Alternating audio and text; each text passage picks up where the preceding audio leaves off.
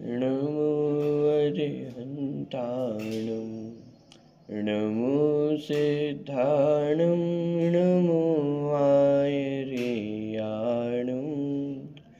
नमो वज्रायाणं नमो Lowe सबसाहुणम्।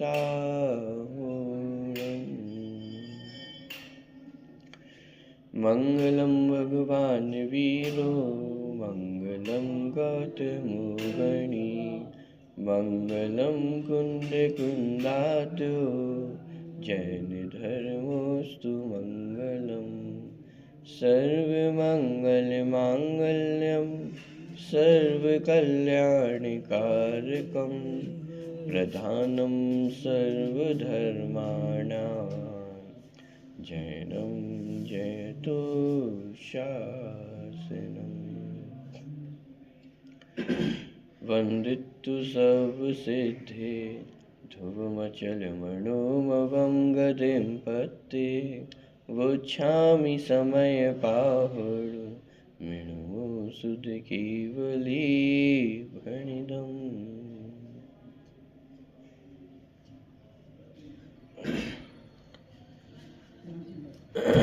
समय सारजी ग्रंथ जीवाजीव अधिकार अपना प्रारंभ हुआ था। 46वीं नंबर की गाथा अपन पढ़ेंगे आज से।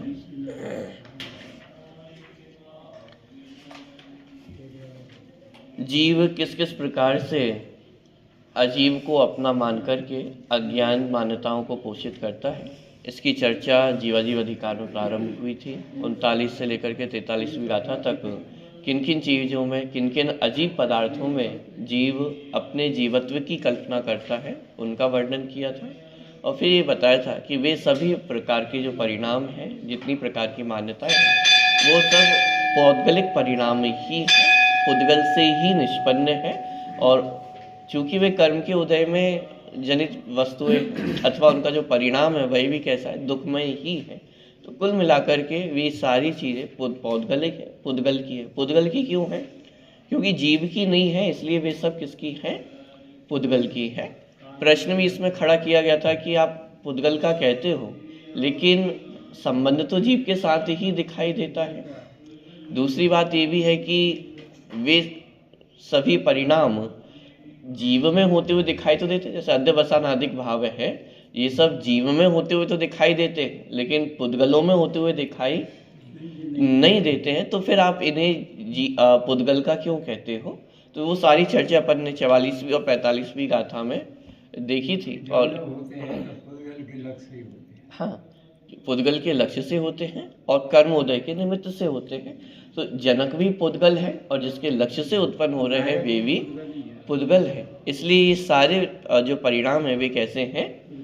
पौद्गलिक है। मूल गाथा में भी कहा था ये सब पुद्गल परिणाम, पुद्गल से निष्पन्न है और पुद्गल से निष्पन्न है, और उनका जो परिणाम है वह कैसा है? दुखमय है।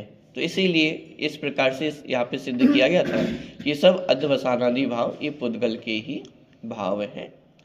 अब यहाँ पे 46वीं गाथा अपन प्रारंभ कर रहे हैं। 45वीं गाथा तक की चर्चा अपनी हो चुकी थी पहले। चलिए, प्रश्न क्रमांक 388 पे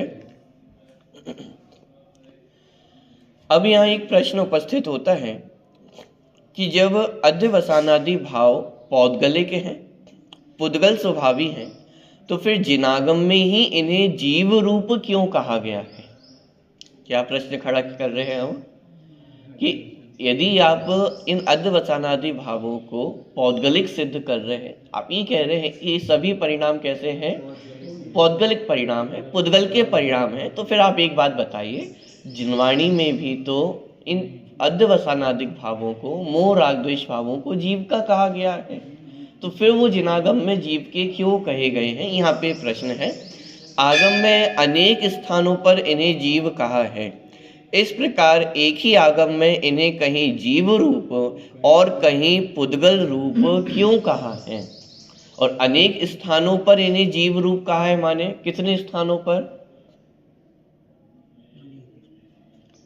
99% जिनागम में तो इन्हें जीव रूप ही कहा गया है। क्यों? क्योंकि जीव से भिन्न जो भिन्नत्व की चर्चा है, शुद्ध बुद्ध ज्ञान भगवान आत्मा की चर्चा है, वो तो मुख्य रूप से अध्यात्म ग्रंथों में ही पाई जाती है। और अध्यात्म ग्रंथों की अपेक्षा आज हमारे पास आगम ग्रंथ कितने उपलब्ध हैं।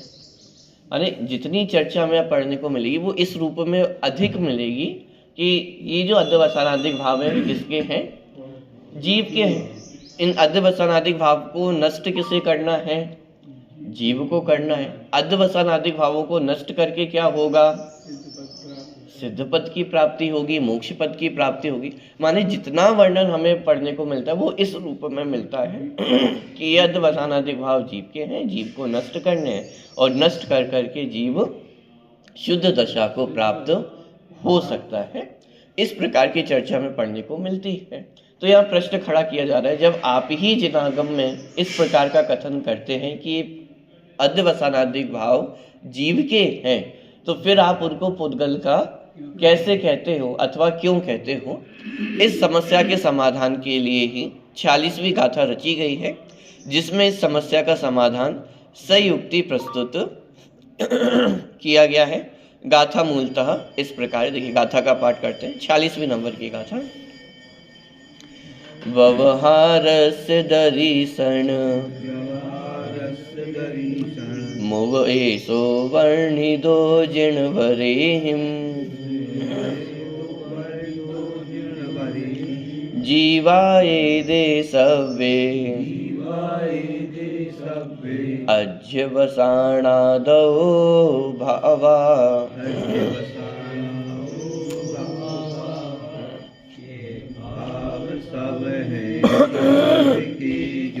ये कहा जिन देव ने व्यवहार ने का पक्ष ये प्रस्तुत किया जिन देव ने।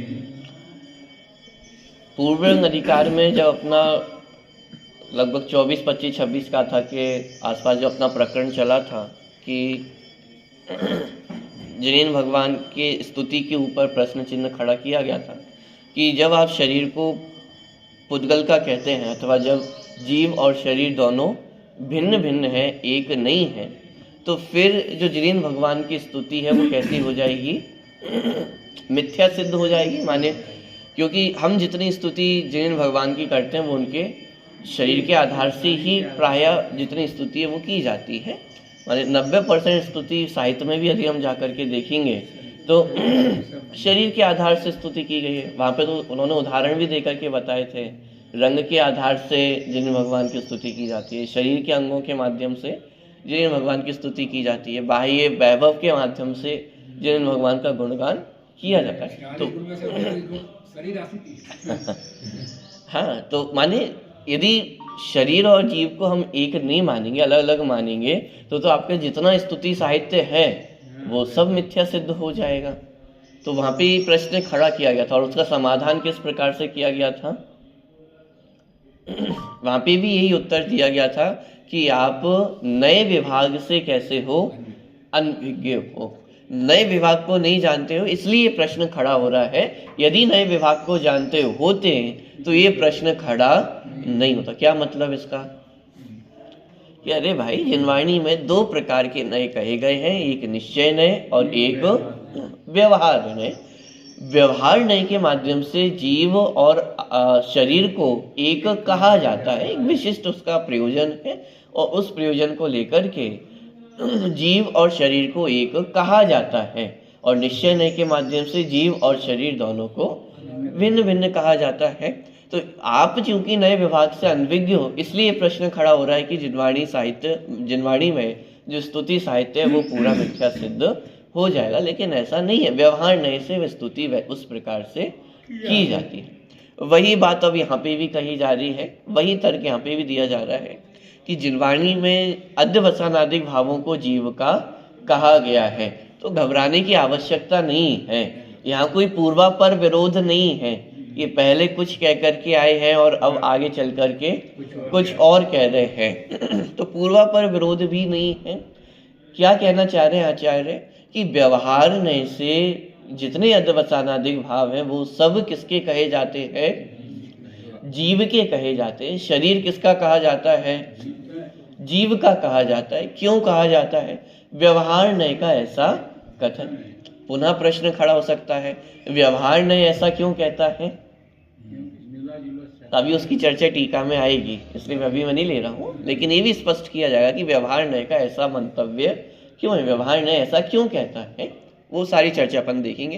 पहले गाथा का अर्थ देखते हैं। ये भाव सब है जीव के, जो यह कहा जिन देव ने, व्यवहार नय का पक्ष है प्रस्तुत किया जिन देव ने। आप पिछली गाथाओं में भी यदि देखेंगे तो एक आगम प्रमाण हर गाथा में प्रस्तुत किया जा रहा है, वो जिन देव के माध्यम से, कि जिनेन भगवान ने ऐसा कहा है, जिनेन भगवान ने ऐसा कहा है। क्यों? क्योंकि ये जो प्रकरण चल रहा है ना, ये प्रकरण आज अपने को बहुत सहज है, सुगम है, कि भगवान आत्मा की चर्चा करना, द्रव्य कर्म भाव कर्म नौ कर्म से भिन्न भगवान आत्मा है। तो ये जो आज चर्चा है, ये आज हमें बहुत सुलभ है। एक छोटे छोटे बालकों को भी आज ये पढ़ा जाता है, शुद्धात्म है मेरा नाम, मात्र जानना मेरा काम। लेकिन आप कुंद कुंद आचार्य के समय में यदि जाकर के देखेंगे तो ये चर्चा उतनी सुलभ नहीं थी। जितने ग्रंथ उपलब्ध थे वो सब आगम प्रधान ग्रंथ ही उपलब्ध थे।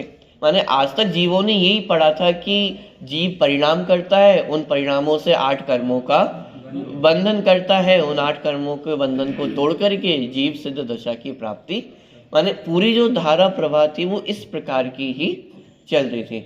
उस काल में कोई ये कहने वाला था कि जीव मोह राग द्वेष के परिणामों का कर्ता धर्ता नहीं है। अभी तक तो हमने यही पढ़ा था कि जीव मोह राग द्वेष के कारण संसार में भटक रहा है, भ्रमण कर रहा है। और यहाँ कोई बताने वाला आया कि अरे भाई, जीव ने आज तक मोह राग द्वेष भावों को जीव ने कभी स्पर्श किया ही नहीं है। अब ये बात यदि कोई अचानक से कहे तो लोगों को स्वीकार कैसे हो? इसलिए आप देखो जगह जगह पर आचार्य कुंद कुंद देव ने किसकी दुहाई दी है, कि किसका कथन है, किसने कहा है? जिनेंद्र देव ने कहा है। ये जिनेंद्र भगवान की वाणी है, ये मैं नहीं कह रहा हूँ। ये कौन कह रहा है? आगम प्रस्तुत किया कि जिनेंद्र भगवान ने ऐसा कहा है। और कितनी कितनी गाथाएं अपन ने पढ़ी इस प्रकार की कि जिनेंद्र भगवान का ऐसा कथन है, जिनवर देव ने ऐसा कहा है।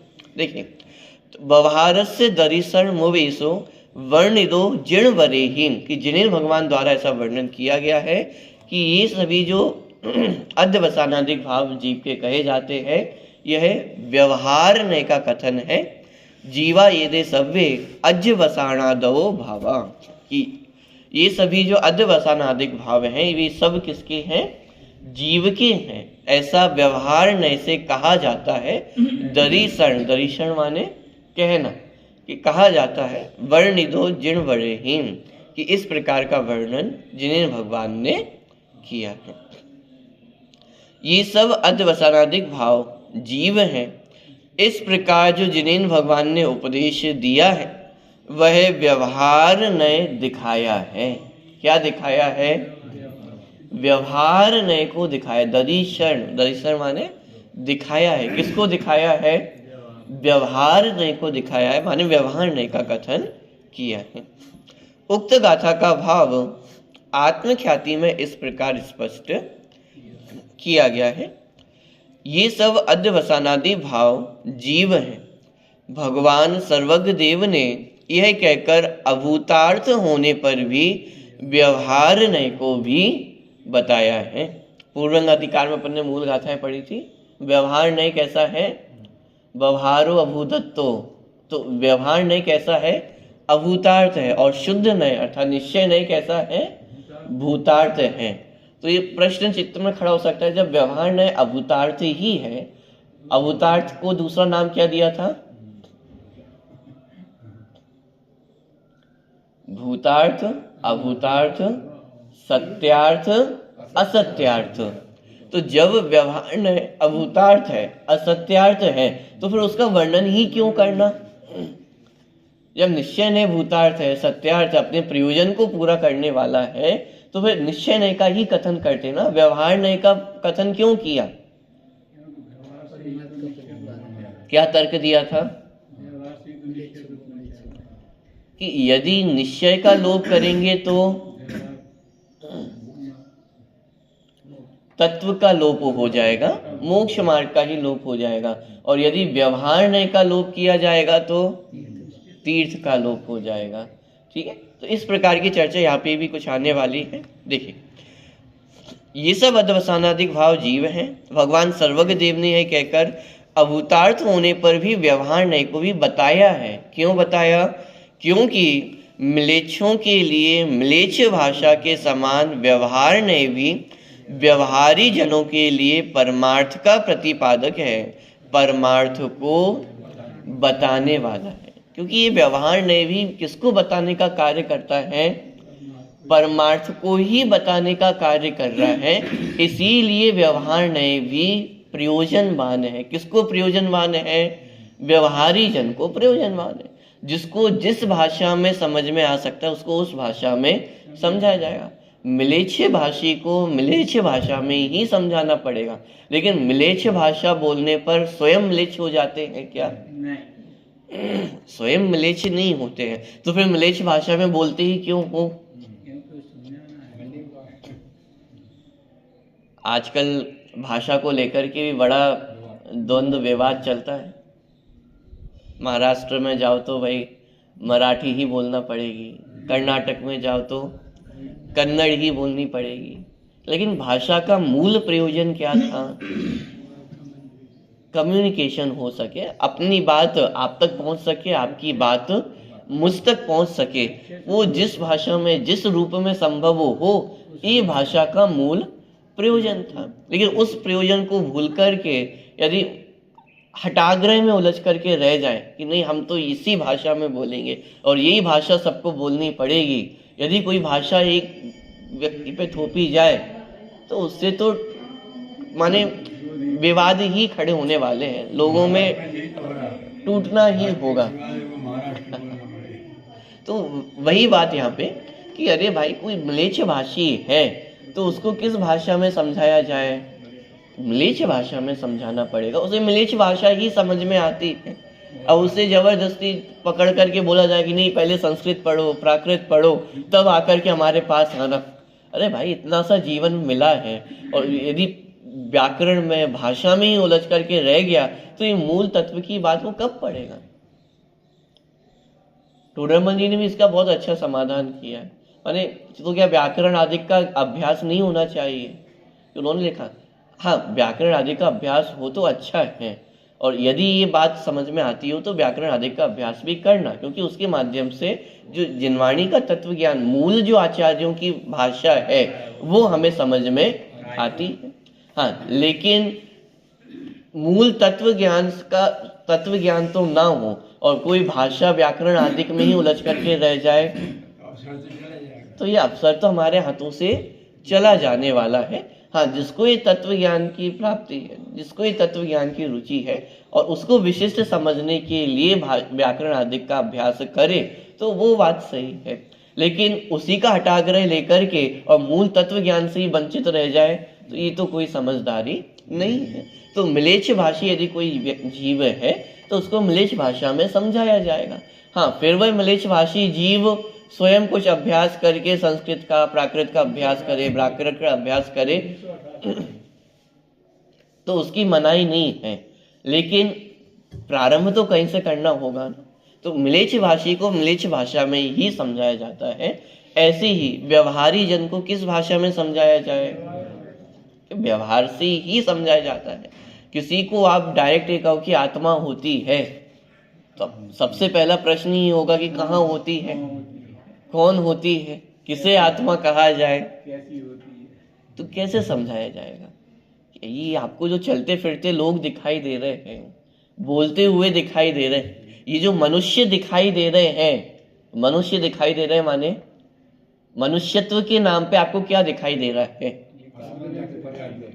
है तो असमान जाति द्रव्य पर्याय, जीव भी है और पुद्गल भी है, शरीर भी है, लेकिन मनुष्यत्व के नाम पे आपको क्या दिख रहा है? आत्मा दिखाई दे रहा है या शरीर पुद्गल दिखाई दे रहा है? पुद्गल ही तो दिखाई दे रहा है, शरीर ही तो दिखाई दे रहा है। और शरीर को दिखा करके हम क्या कह रहे हैं कि ये आत्मा ही जीव है।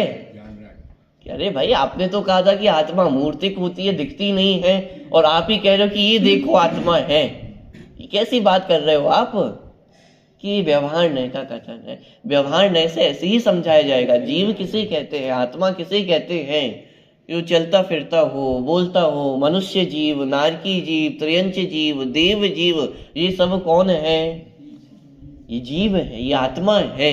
ये जो चींटी चलती हुई आपको दिखाई दे रही है, ये कौन है? ये जीव है। कि जीव है कि ये तो पुद्गल है ना, ये तो शरीर है, इसमें तो स्पर्श रस गंध वर्ण पाया जा रहा है ना, ये जीव है। ये व्यवहार न्याय का कथन है। क्योंकि इसी तरह से जीवों को जीव का परिचय कराया जा सकता है। जब इस तरह से जीव अपने इस परिचय को प्राप्त होता है तो फिर जाकर के निश्चय को खड़ा करते हैं। निश्चय ने आकर के फिर उस व्यवहार न्याय का निषेध करता है कि रुको रुको रुको, ये चींटी जीव है, लेकिन अब इसमें कुछ ट्विस्ट है। इस चींटी का जो शरीर है वो पुद्गल है, और चींटी में पाए जाने वाली जो ज्ञान दर्शन चेतना है वो जीव तत्व है, वो जीव द्रव्य है। पॉइंट पकड़ में आ रहा है? लेकिन किसी को यदि डायरेक्ट ऐसा समझाया जाए, आत्मा बोलने का प्रयास किया जाए, जीव बोलने का प्रयास किया जाए, समझाने का प्रयास किया जाए, समझ में ही नहीं आएगा किसे हम जीव कहें। हमेशा परिचित से अपरिचित की ओर जाया जाता है। किसी भी चीज को आपको समझाना हो, उदाहरण क्यों दिए जाते हैं? क्योंकि सिद्धांत अपरिचित है। सिद्धांत तो हम पहली बार पढ़ रहे हैं, पहली बार सुन रहे हैं, और उदाहरण ऐसे ही दिए जाते हैं जो सबको परिचित हो, सबको समझ में आ सके। तो उस परिचित से अपरिचित की ओर ले जाया जाता है। इसी तरह हम सब व्यवहार में रचे पचे जीव हैं। व्यवहार की भाषा हमें बहुत अच्छे से समझ में आती, तो किस भाषा में समझाया जाए? व्यवहार की भाषा में ही समझाया जाता है। ठीक है, बात पकड़ में आ रही है? देखिए, क्योंकि म्लेच्छों के लिए म्लेच्छ भाषा के समान व्यवहार ने भी व्यवहारी जनों के लिए परमार्थ का प्रतिपादक है, परमार्थ को बताने वाला है।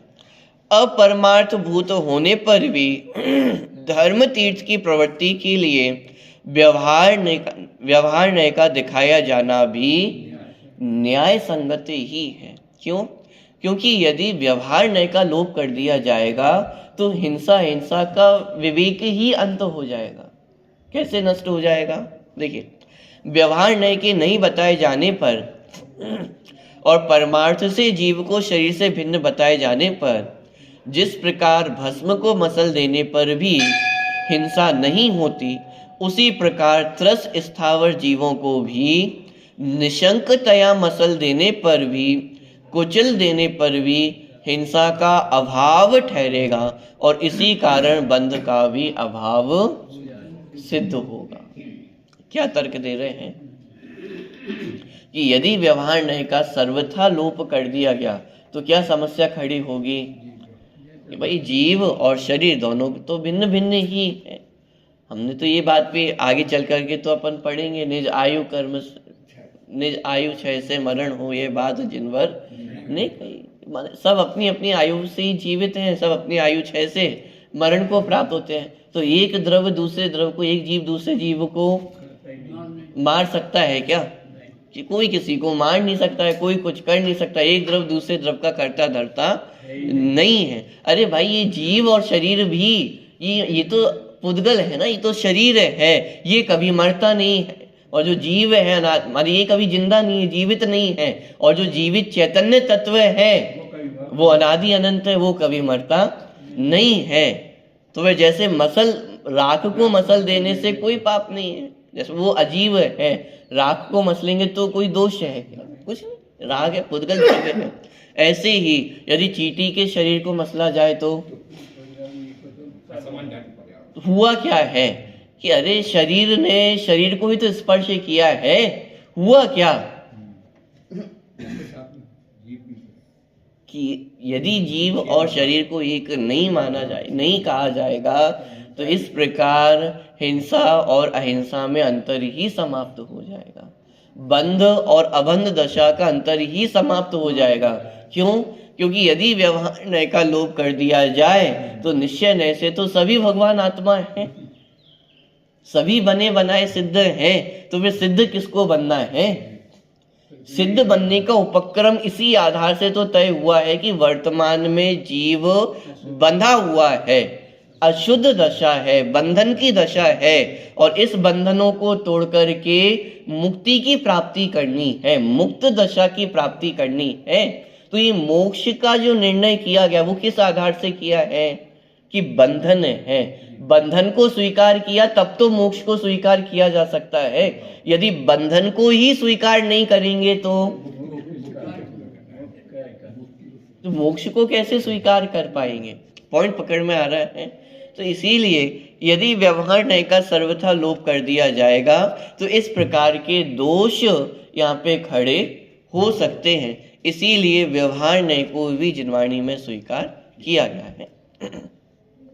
दूसरी बात यह है कि परमार्थ से जीव को राग द्वेष मोह से भिन्न बताए जाने पर रागी द्वेषी मोही जीव कर्म से बंधता है, अतः उसे छुड़ाना इस प्रकार के मोक्ष के उपाय के ग्रहण का अभाव हो जाने से मोक्ष का भी अभाव हो जाएगा।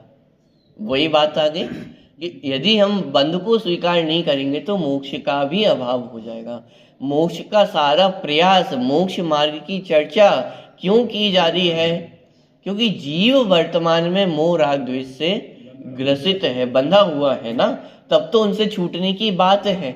यदि बंधन को ही अस्वीकार कर दिया जाएगा सर्वथा, तो फिर मुक्ति की चर्चा तो अपने आप ही समाप्त हो जाएगी। पॉइंट पकड़ में आ रहा है। इस प्रकार यदि व्यवहार नय नहीं बताया जाए तो बंध और मोक्ष दोनों का अभाव ठहरता है। तो फिर व्यवहार नय को सर्वथा स्वीकार कर ले। यानी ये जो समय सार ग्रंथ की शैली है वो इसी प्रकार की शैली है। व्यवहार नय को खड़ा करेंगे, फिर उसका निषेध करेंगे, फिर खड़ा करेंगे, फिर उसको निषेध करेंगे। व्यवहार नय का जितना प्रयोजन है उतना उसको खड़ा किया जाएगा, लेकिन जिस तरह निश्चय नय का आग्रह होना, एकांतता उसको स्वीकार करना खतरनाक है, उसी तरह व्यवहार नय का भी हठाग्रह, एकांत से उसको स्वीकार करना वो भी उतना ही खतरनाक है। तो व्यवहार नय की जितनी आवश्यकता है उतना व्यवहार नय को खड़ा किया जाता है। लेकिन यदि कोई सर्वथा व्यवहार नय को स्वीकार करे कि नहीं जीव और शरीर तो एक ही है, तो फिर क्या समस्या खड़ी होगी? तो भी मोक्ष का अभाव हो जाएगा, अथवा मृत्यु ही मोक्ष हो जाएगी। जो अभी अपन ने प्रवचन में भी ये चर्चा बहुत पढ़ी थी, प्रकरण अपन ने पढ़ा था, यदि जीव और शरीर को एक माना जाए तो क्या समस्या होगी? कि मोक्ष किसका नाम हो जाएगा? शरीर खत्म हुआ तो बस यही मुक्ति हो जाएगी ना, इसके अलावा और क्या मुक्ति होगी? सारे दुखों से मुक्त हो गए हैं, नष्ट हो गया। जब शरीर ही नहीं बचा, जीव ही नहीं बचा, तो दुख बचेंगे क्या? ये सारी दुख की समस्या तो तब है जब जीव और आत्मा ये दोनों मिले हुए। जब तक है तब तक दुख है, मैं ही नहीं रहूंगा तो दुखी कौन रहेगा? और इसी का नाम मोक्ष हम क्या बोलते हैं? मोक्ष किसका नाम है? कि समस्त दुखों से अभाव होने का नाम वह मोक्ष है। तो यदि मैं ही नहीं रहूंगा तो दुख भी नहीं रहेगा, दुख नहीं रहेगा तो इसी का नाम क्या है? मोक्ष है। माने अपने अस्तित्व को खत्म करके वो मोक्ष की कल्पना करनी। माने बहुत सारी समस्याएं, यदि व्यवहार नय को सर्वथा स्वीकार किया जाएगा तो इस प्रकार की समस्याएं होंगी। जीव का अस्तित्व खत्म हो जाएगा, क्योंकि जीव और शरीर यदि दोनों को एक माना जाए तो शरीर तो यही रह जाता है, तो फिर जीव बचा कि नहीं बचा है या नहीं है? शरीर को तो आप अग्नि में प्रज्वलित कर दोगे, खत्म कर दोगे, नष्ट कर दोगे, लेकिन जीव बचेगा कि नहीं बचेगा? कि जीव तो तब भी है, शरीर में प्रवेश करने से पहले भी था, वर्तमान में भी है और आगे भी अनंत काल तक उसकी सत्ता रहने वाली है। इस प्रकार से माने व्यवहार नय का निरूपण भी परमार्थ को बताने के लिए है, निश्चय नय के प्रतिपादकत्व के रूप में व्यवहार नय को स्थापित किया जाता है। और यदि निश्चय नय को प्रतिपादित ना करे तो वो व्यवहार नय भी नहीं है। व्यवहार नय का स्वरूप ही ये है कि वह निश्चय नय को प्रतिपादित करता है। अरहंत भगवान की कितने मूल गुण हैं? कितने मूल गुण हैं? 46 मूल गुण हैं। तो ये 46 मूल गुण क्यों कहे गए हैं? अच्छा, 46 मूल गुण में से 4 मूल गुण अपन हटा दें, मात्र 4 मूल गुण हटा दें, तो वो अरहंत भगवान अरहंत होंगे कि नहीं होंगे? अरे मेजोरिटी तो है, 42 मूल गुण तो वहीं के वहीं है, वैसे के वैसे है, मात्र 4 को हटाया जा रहा है। बोलो। और अच्छा, बाकी के 42 को हटा दें और यदि 4 है तो पॉइंट पकड़ में आ रहा है कि वास्तव में जो अनंत भगवान के मूल गुण है वो तो उनके अनंत चतुष्टय है, जो उनके आत्मिक गुण है, अनंत ज्ञान, अनंत दर्शन, अनंत सुख, अनंत वीर, ये वास्तव में उनके मूल गुण है। लेकिन अब अनंत भगवान के स्वरूप को कैसे वर्णन किया जाए, कैसे बताया जाए कि अनंत भगवान है, ये तीर्थंकर भगवान है? तो फिर बाकी के 42 मूल गुणों के माध्यम से उनका वर्णन किया जाता है। और ये वर्णन कब सार्थक है? जब ये 4 मूल गुण है तो ये मूल गुण नाम पाते हैं। और यदि ये 4 मूल गुण नहीं है तो कथा तो पढ़ती है ना रेवती रानी का कि माया से उन्होंने पूरा समूह शरण तैयार कर लिया है, अष्ट प्रातिहार्य 22 पूरा वैभव है, लेकिन अरक्त दशा नहीं है। क्यों? क्योंकि यदि ये मूल गुण नहीं है, अनंत ज्ञान, अनंत दर्शन, अनंत सुख, अनंत वीर नहीं है, तो ये 42 गुणों का नाम अनंत दशा नहीं है। ये है तो इसीलिए ये भी अनंत दशा के मूल गुण कहे जाते हैं। और यदि ये नहीं है तो ये भी कुछ नहीं है। पॉइंट पकड़ में आ रहा है? व्यवहार नय का प्रयोजन निश्चय नय का प्रतिपादन करना है। अष्ट प्रातिहार्यों के माध्यम से, देवकृत अतिशयों के माध्यम से, जन्म के अतिशयों के माध्यम से किसको उजागर करना है? उनकी मूल गुण अनंत चतुष्टय को प्रकाशित करना है। ये मूल प्रयोजन है। पॉइंट पकड़ में आ रहा है? तो उसी तरह यहाँ पर भी व्यवहार नय का वर्णन किसे समझाने के लिए किया जा रहा है? जीव तक पहुंचने के लिए किया जा रहा है। यदि शरीर को भी जीव कहा जा रहा है तो प्रयोजन क्या है उसके पीछे? कि जीव उस ज्ञान दर्शन स्वभावी जीव तत्व तक पहुंच सके, इसीलिए शरीर को भी जीव कहा जा रहा है। मोह राग द्वेष का कर्ता भी किसे कहा जा रहा है? जीव को कहा जा रहा है। तो क्यों कहा जा रहा है? जीव तक पहुंचने का प्रयोजन है। पॉइंट पकड़ में आ रहा है? देखिए, तो इस समय तो अपना हो गया है। तो ये अभी अपन ने आज जो टीका की चर्चा थी वो यहाँ पे देखी है, और टीका में यही स्पष्ट किया गया है। मूल गाथा में भी जो शिष्य का प्रश्न खड़ा हुआ था कि जिनागम में भी अध्यवसानादिक भावों को जीव का कहा गया है, तो फिर आप उसका निषेध क्यों करते हो? आप ये क्यों कहते हो कि अध्यवसानादिक भाव पुद्गल के हैं? तो समस्या नहीं है, मात्र नए विभाग का अंतर है। व्यवहार नय से जितने अध्यवसानादिक भाव हैं वे जीव के कहे जाते हैं, और व्यवहार नय का भी अपना प्रयोजन है। कोई निश्चय का एकांत से आग्रह करके स्वच्छंदी ना हो, तो इसीलिए व्यवहार नय का वर्णन भी किया जाता है। दूसरी बात, मिलेच्छ को मिलेच्छ भाषा में ही समझाया जा सकता है। ऐसे ही व्यवहारी जन को समझाने के लिए व्यवहार भाषा का ही प्रयोग करना आवश्यक है। इसीलिए जिनागम में व्यवहार नय का वर्णन प्राप्त होता है। यहाँ पे कोई पूर्वापर दोष नहीं है। पहले ऐसा कह कर के आए हैं, अब ऐसा कहते हो, ये दोष यहाँ पर नहीं है, क्योंकि हमारे पास नए ज्ञान उपलब्ध है, नए हैं, इसीलिए पूर्वापर विरोध नहीं है। और चर्चा पर देखेंगे।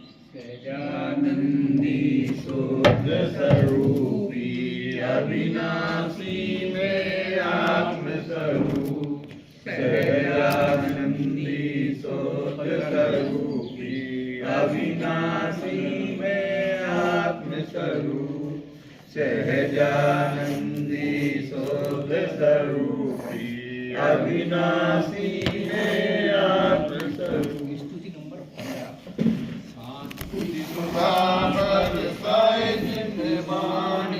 वस्तु स्वरूप बताए जिनवाणी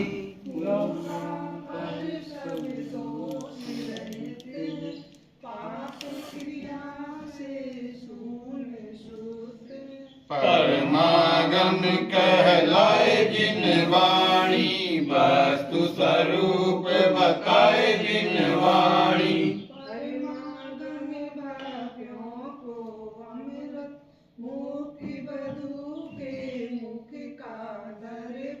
भवसागर से तर जिनवाणी वस्तु स्वरूप बताए जिनवाणी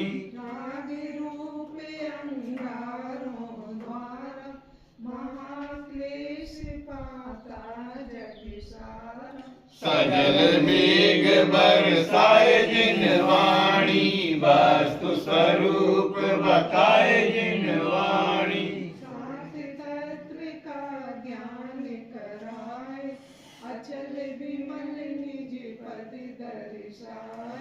सुख सागर लहराए जिनवाणी वस्तु स्वरूप बताए जिनवाणी ज्ञान से सूर्य लोकालो